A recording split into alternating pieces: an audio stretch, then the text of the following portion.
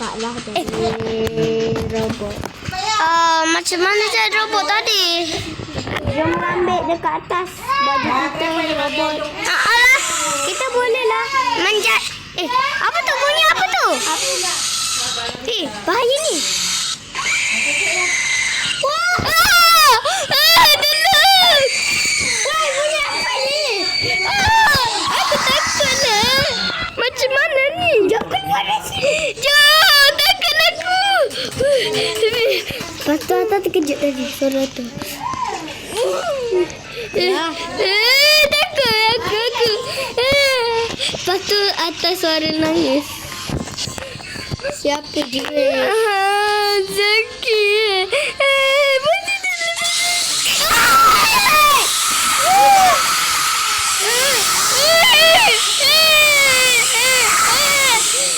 Itu biang. Betul-betul.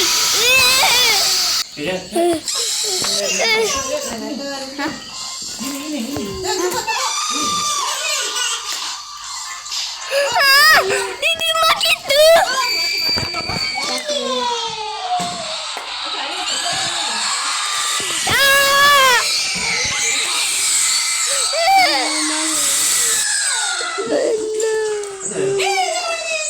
Jom ikut dia pakai skuter. Okey, aku akan selamatkan kau.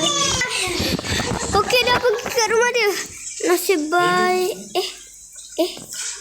Rumah kau kan? Ada kembar dia.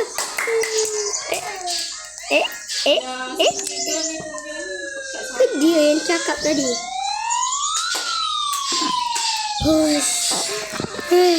Okey, sedih kan, Wei? Yang ni orang yang jerit ni. Tai lah kau ni.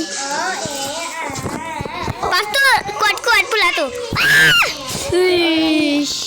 Tai. Lain kali jangan macam itu lagi. Jadi paten.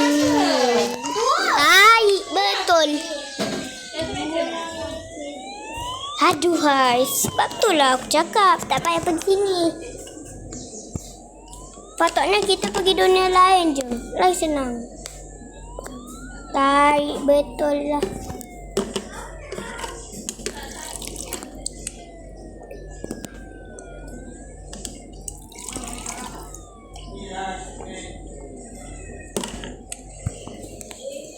Aduh, apa ni? La ilaha illallah. Nangis. Kenapa nangis pula? Sebab bu tadi. Kan sedih kan? Aku pun takut. La ilaha illallah. Aduhai.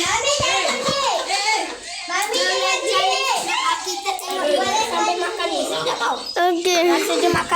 Okey dulu kita bersambung. Tengok Game On. Apa dah? Kecil nak. Okey, sampai situlah videonya tentang drama kita. Okay. Kalau korang nak bersambung lagi, sedih tadi kan? Bunyi kuat sangat. Seram. Seram, memang betul-betul seram suara dia.